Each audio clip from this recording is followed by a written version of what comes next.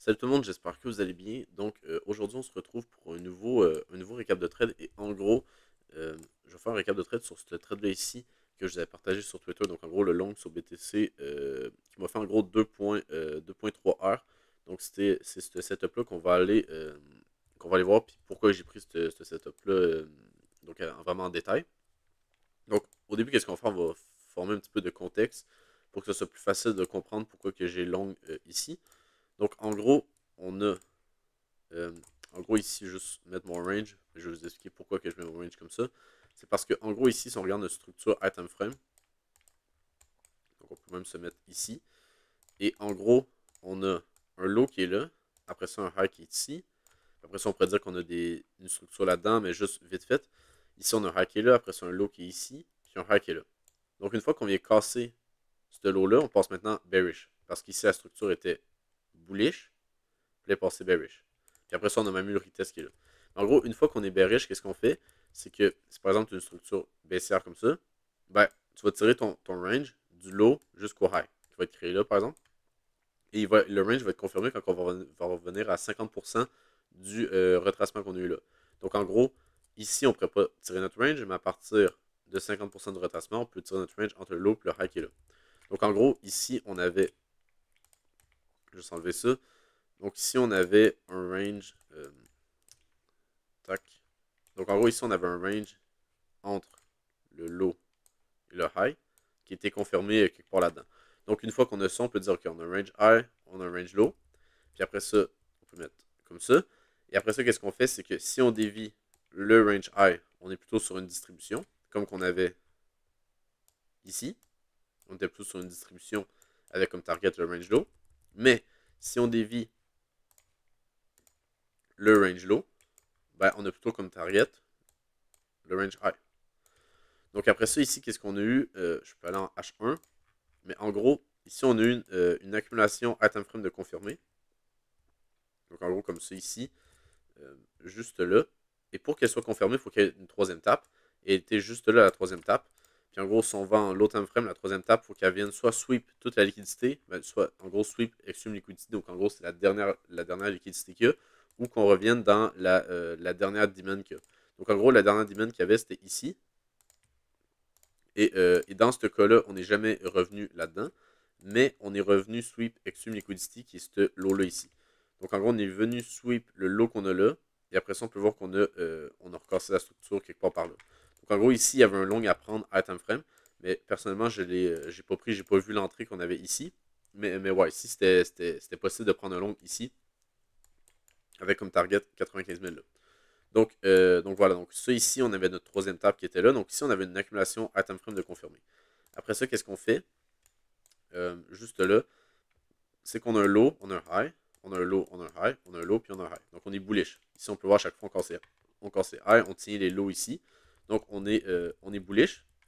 Et là, qu'est-ce que moi je m'attendais? Ben, c'était juste une continuation de la tendance. Donc après ça, qu'est-ce qu'on avait comme contexte un peu plus low time frame? Je vais mettre juste le replay. C'est qu'on avait un high qui est là, un low, puis un high qui est ici. Donc on peut s'attendre à un retracement. Et là, qu'est-ce que j'avais comme PY? C'était l'order block H2 qu'on avait ici, donc le dernier mouvement baissier avant le mouvement haussier, qui avait créé un petit peu de fair gap juste là. Et sinon, j'avais également le mouvement baissier qu'on avait ici. Donc en gros, j'avais ces deux PY-là qu'on pouvait revenir dedans, comme ça ici, pour après ça effectuer des plus hauts, ou là-dedans pour après ça effectuer des plus hauts, puis genre accumuler ou accumuler là pour faire des plus hauts. Donc après ça, on peut faire la même chose dans l'autre time frame, mettre nos ranges. Donc ici, on a une structure qui est baissière entre le high qu'on a là et le low qu'on a ici. Donc on attend un retracement, puis après ça, un petit mouvement baissier comme qu'on a ici. Et là, on peut tirer notre range du low jusqu'au high. Donc après ça, qu'est-ce qu'on peut s'attendre? C'est juste soit une déviation du high qu'on a là, puis là, ça serait bearish, parce que ça serait une distribution pour aller plus bas, ou une déviation des lows, ça serait bullish pour aller plus haut par la suite. Donc après ça, qu'est-ce qu'on fait? C'est qu'on vient dévier le low juste ici.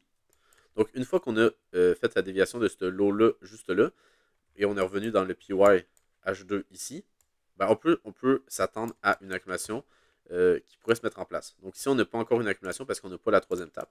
Donc après ça, pour avoir la troisième tape, il faut aller en low time frame. puis regarder, ok, qu'est-ce qui serait mes POI intéressants pour avoir une accumulation de confirmés. Donc en gros, ici, on aurait une order block juste là, qui serait ici, et on aurait le low qui est ici. Donc en gros, ça c'est notre extreme liquidity qui est là. Et ça, c'est notre dernière demand, donc notre extreme demand qu'on a là. Donc après ça, qu'est-ce qu'on peut faire? C'est mettre Pico là pour dire que ok, ça c'est notre première tape, deuxième tape, et on pourra avoir troisième tape pour faire des plus hauts. Donc ensuite, qu'est-ce qu'on fait ici? C'est qu'on retrace. Donc on peut voir ici, on retrace. Bam. Ok, donc une fois qu'on vient chercher l'extreme liquidity plus la demand, on aurait pu juste venir sweep la liquidité, pas besoin de venir chercher la demand, mais là on peut voir qu'on est venu chercher les deux. Ben, à partir de là, ok, là si on a un break of structure entre le high qu'on a ici, le low qu'on a là, ben on peut long avec une target qui serait là. Donc avec le range high qui est ici. Donc en gros vraiment ici, pas mal tout nous dit qu'on est bullish avec genre le contexte high time frame, il est bullish. Après ça la structure, low time frame, elle est bullish. Puis après ça, on a une accumulation low time frame ici. Donc pas mal tout était bullish. Et en gros ici, il fallait aller en une minute pour avoir notre structure.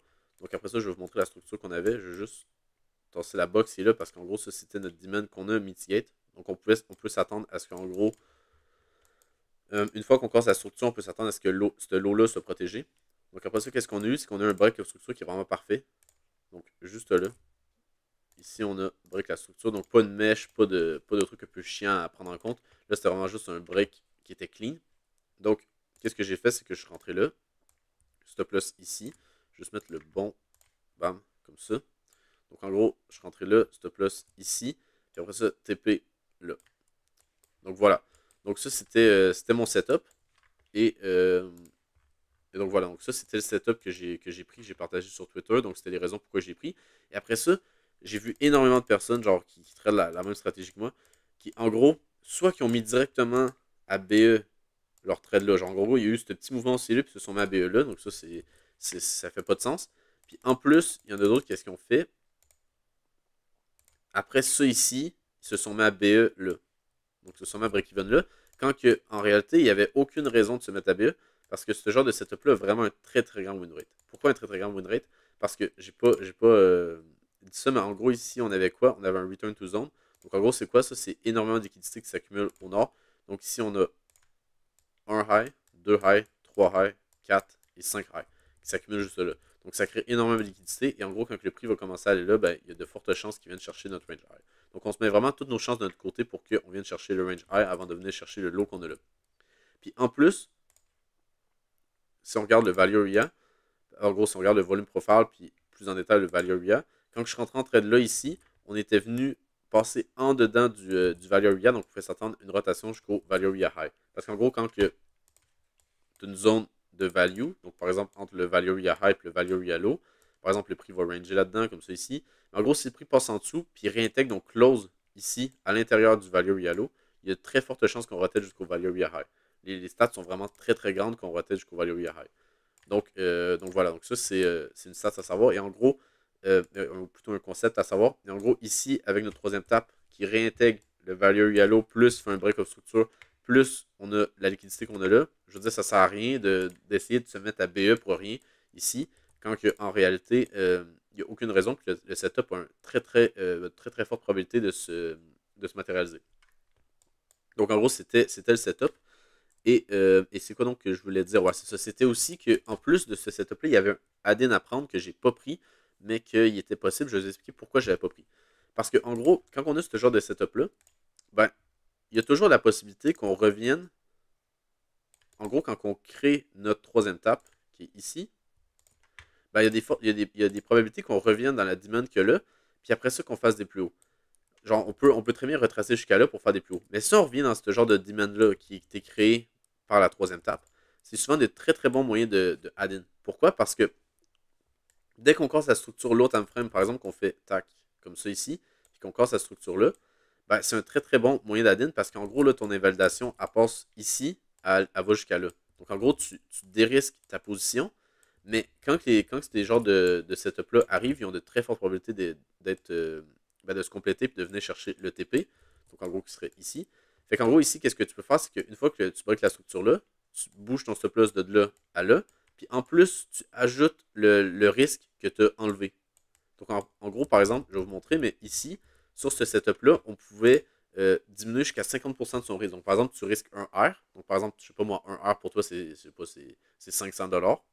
Ben, là, en gros, avec qu'est-ce que je vais vous montrer, c'est qu'on pouvait juste risquer 250 $ parce que l'invalidation, on pouvait la bouger jusqu'à là, au lieu de ici.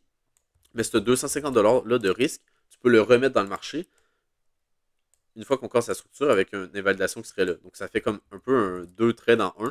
Puis ça permet d'optimiser ses risques tout en gardant le même. En optimiser ses gains tout en gardant le même risque. Donc ici, qu'est-ce qui est arrivé en gros, c'est que j'avais juste le PY là. Puis en gros, qu'est-ce que j'ai fait, c'est que j'avais une alerte là. Donc j'avais une alerte que j'avais mis ici.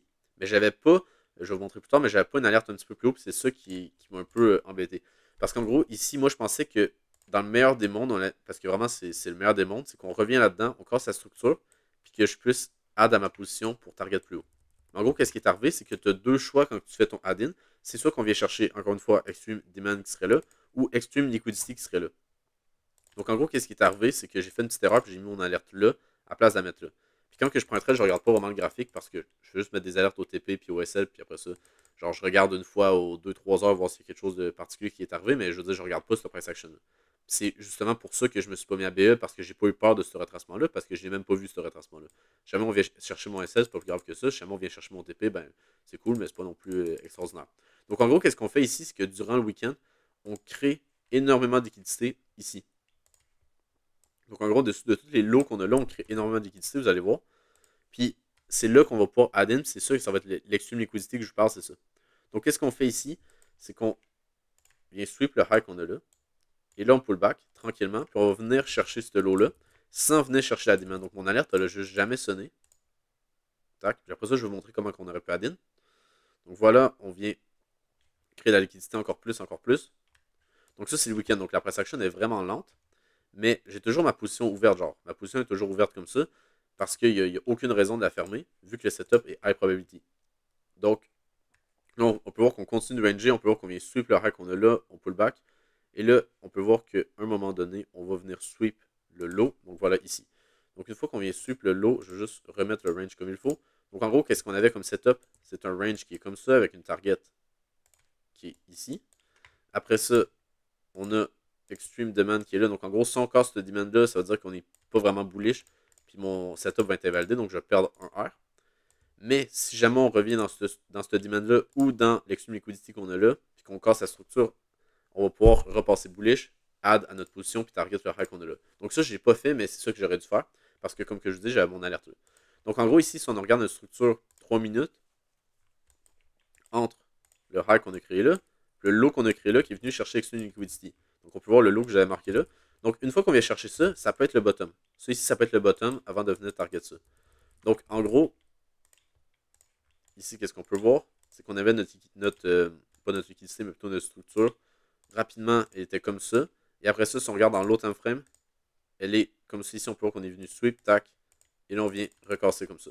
Donc une fois qu'on vient casser ce high-là, parce qu'on peut voir que mais je ne sais pas sur Bybit Spot. Ouais, même sur Bybit Spot, on est venu sweep le lot. Fait que ça compte comme une structure. Et en gros, ici, notre break of structure serait là. Donc, une fois qu'on vient casser cette structure-là, on peut add à notre position. Donc, juste enlever ça. Et ouais, donc ici, on peut add à notre position comme ça. Avec un stop loss ici. Une fois qu'on va break la structure. Puis TP là. Donc, voilà. Donc, après ça, qu'est-ce qu'on peut voir? On vient break la structure ici. Stop loss là. Puis en gros, la première position qu'il y avait ici, donc ça, c'est Athos qui me dit que la connexion est échouée. Mais bon, c'est pas si grave, c'est juste mon logiciel pour avoir l'order flow puis le footprint sur BTC. Mais en gros ici, c'est sur notre lot qui est là. En gros, notre stop loss qui était là, on peut mettre notre stop loss qui est maintenant ici. Et on peut add à notre position. Donc ici, en gros, si on calcule, avec cette position-là, je risquais maintenant juste 0,5 R. Et avec le add qu'on a là, ben, je risquais aussi juste 0,5 R. Fait qu'en tout, si on viendrait chercher le lot qu'on a là, j'aurais perdu 1 R. En gros, qu'est-ce qui est arrivé ici, c'est qu'on a juste pump, on est venu chercher la target. Fait quoi ici, juste attendre un peu qu'on vienne chercher la target, mais en gros, ouais, ici on peut voir qu'on est venu chercher la target. Donc en gros, sur ce setup-là, j'ai fait 2.3 R avec cette position-là. Mais en gros, j'aurais dû faire 2.3 plus la moitié de 3 qui est 1.5. Donc voilà, donc j'aurais dû faire 2.8, ça ferait 3.8 R au lieu de 2.3 R. Donc c'est quand même une grosse différence juste pour pas avoir mis son alerte à la bonne place. Mais ouais, ici c'était vraiment un setup qui était vraiment très très clean, avec des fortes probabilités de s'exécuter. Puis après ça, même on aurait pu laisser run la position. Même j'aurais dû parce qu'on peut voir que par la suite, ben, le prix est vraiment très très bien pump. Puis on est venu chercher un niveau plus haut. Puis on a également notre target item frame qui se situe là du côté du BTC. Donc ça va être tout pour cette vidéo. Si jamais vous avez aimé la vidéo, n'hésitez pas à vous abonner sur Twitter. Sinon, ben, je vous souhaite une bonne journée et on se retrouve pour une prochaine vidéo. Bye.